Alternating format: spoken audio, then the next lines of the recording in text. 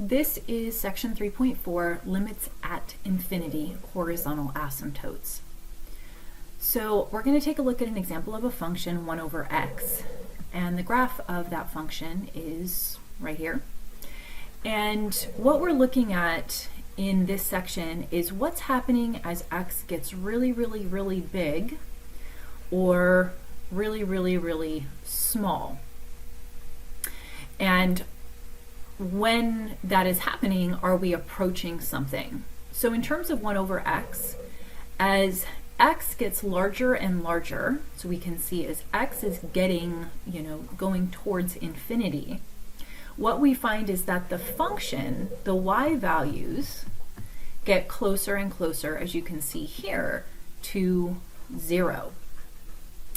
And what that implies to us is that the limit of this function as x goes to infinity is a real number.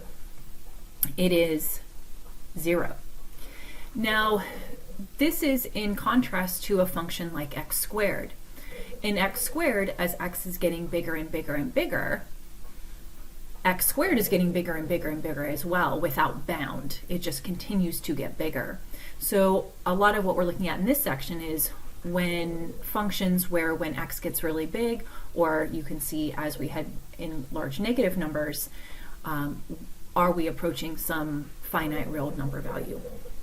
So by definition, if you have some function that's defined on an interval a to infinity, so it starts somewhere and goes out to infinity, then you do have a limit that equals L, where L is a real number,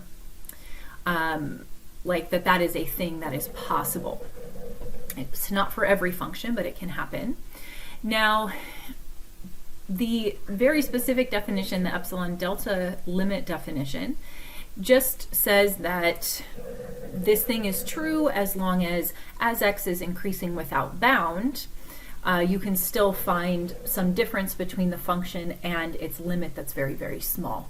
That the y value between the function and its limit is infinitely small, like it's arbitrarily small as you want it. And we can do the same thing. That's me talking about towards infinity, but we can also go towards negative infinity, and you could arguably reach infinite values as x goes to infinity. Not quite as exciting if your function is just going to infinity, but you can still use this notation you see here at the bottom, that is something that we do. So for example, a very simple example here would be the one that I just showed. As x goes to negative infinity, you saw from the graph from above that the function is still approaching 0 as x goes to negative infinity. However, for the function x, which we know to just be, y equals x, like this, we can see that as x gets bigger this way, the function just keeps getting bigger this way. And so we would use the notation infinity here, that the limit is just approaching infinity as x approaches infinity. So we have some limit laws. These are the same limit laws we saw before. There's really nothing exciting. 1 through 5 is still the same thing. So 1 through 5 we've seen when we talked about limit laws way back in the day. We can add or subtract. We can multiply by a constant. If we have real number values, they can be multiplied. All of that stuff is still true. Big differences here would be when you see number 6, which is really just the example I just showed, 1 over x. This is a more general form than the one that we just did, in that this is saying that the exponent on the xr can be anything greater than 0. So if it were 1/2, you're still going to have 0. That is my coffee, if you hear that beeping. And it could be, the exponent could be, 1,000. It's just telling us that anything of this form as x goes to infinity is going to have that limit of 0. Now, in terms of going to negative infinity, as x goes to negative infinity, we have the same thing here, that r just has to be greater than 0. But x to the r needs to be defined for all x. So the situation with that where you might be thinking, well, how is it different, would be if we looked at the limit as x goes to negative infinity, but we said 1 over, say, x to the 1/2. So now you have the square root of x. So that's going to be an issue because, as we know, the domain of x to the 1/2 is only anything greater than or equal to 0. So in a case like this, you would not, that limit would not be true because you don't even have the other side of a function like this because of the domain restrictions. So that's why you have a little bit extra for as x goes to negative infinity. So one of the most popular or places that we see this type of limit is in the idea of p of x over q of x, basically just polynomials. So I'm going to show you a few examples here, and because there's basically 3 different cases. Understand that these are all just polynomials, x to the m, and then the degree goes down. These are just coefficients in front of each term. Same thing down here. So there's 3 situations, and they all have to do with what the exponent is on the highest term, so the degree of the polynomial. So you could have a situation like this, the limit as x goes to infinity of, say, let's, what do I start with here? Okay. Okay, let's say we have x squared plus x minus 1, and then in the denominator, let's say we have x cubed plus 5. Okay, so in a situation like this, the only thing that matters as x goes to infinity is what the degrees are of the highest degree.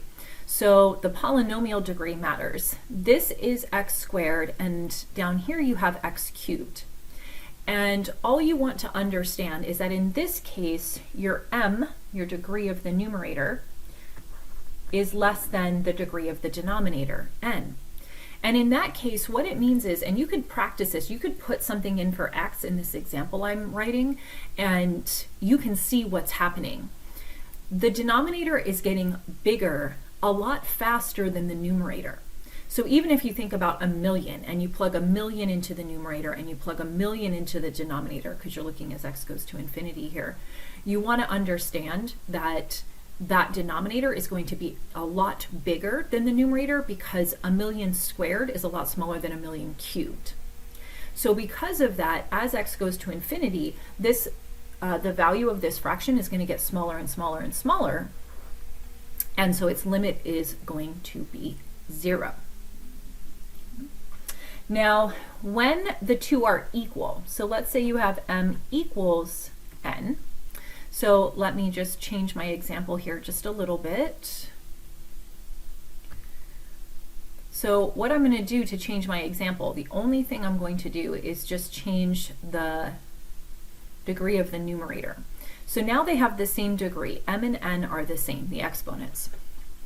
In a case like this, they are getting they are getting big at the same rate. So if you were to put in a million, you have a million cubed. Now you might say, well, but in one of them I'm adding a million and subtracting 1, and in the denominator I'm just adding 5. True, but we're talking about as x goes to infinity. So if you were to plug in a billion or something like that, it sounds weird, but a billion cubed plus a billion is still very close to a billion cubed. And so because of that, these two, this numerator and denominator, are becoming closer and closer to being the same size as x goes to infinity. And so their ratios are, you're basically taking something and dividing it by something that's almost exactly the same. So because of that, the ratio between them is just, the limit is just the ratio of their coefficients. So a to the m over b to the n. Yeah. And we'll see examples of this, so don't worry. And then the only other case is when m is greater than n. And so in a case like that, you're saying that your degree of your numerator is larger than the degree of your denominator.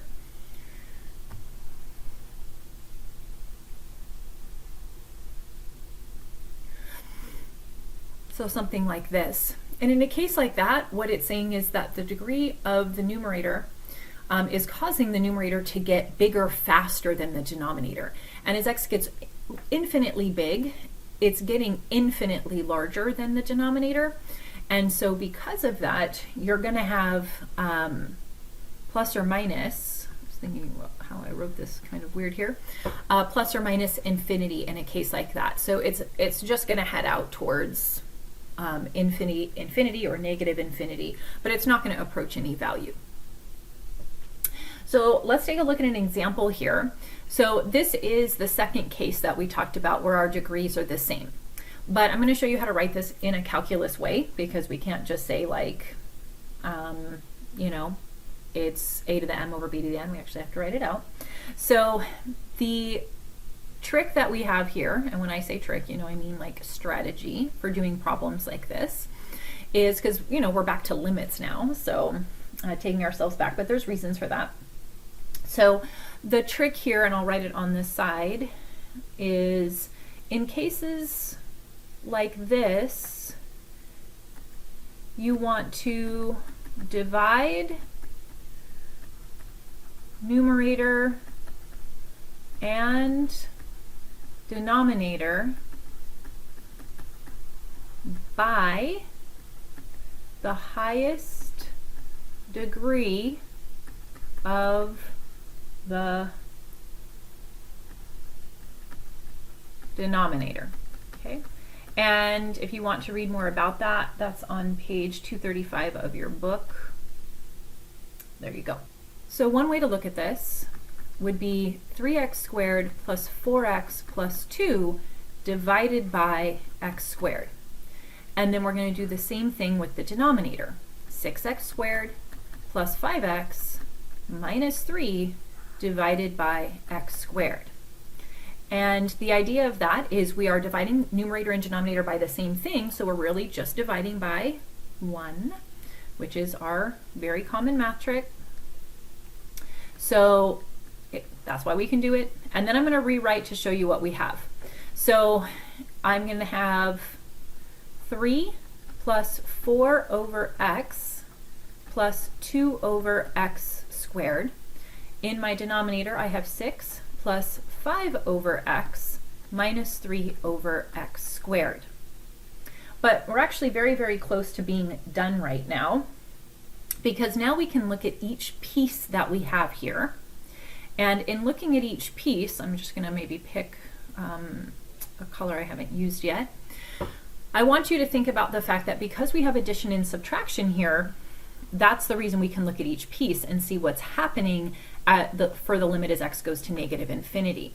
Now, looking at what we have from above, the rules we have from above, they tell us that the limit of this piece right here as x goes to negative infinity, because our denominators have degrees that are defined for all real numbers, this is going to 0.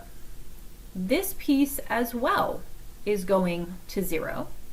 This piece as well is going to 0, and this piece as well is going to 0. As x gets very, very, very big in either direction, positive infinity or negative infinity, those pieces are all going to 0.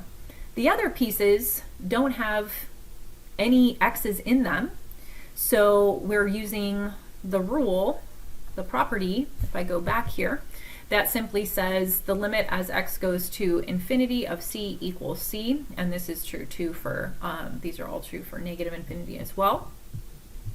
So it tells us that those two numbers, the 3 and 6, are going to stay the same. So we are basically done. We end up with 3 over 6, which is just 1/2.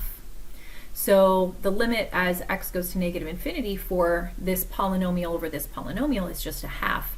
And you want to really remember that a lot of these examples here are rational functions, and we remember that rational functions often approach something, and that's the idea of the horizontal asymptote, which I'll talk about in a little bit. but it's not surprising that this approaches a real number. So the answer to this is 1/2, and we are done.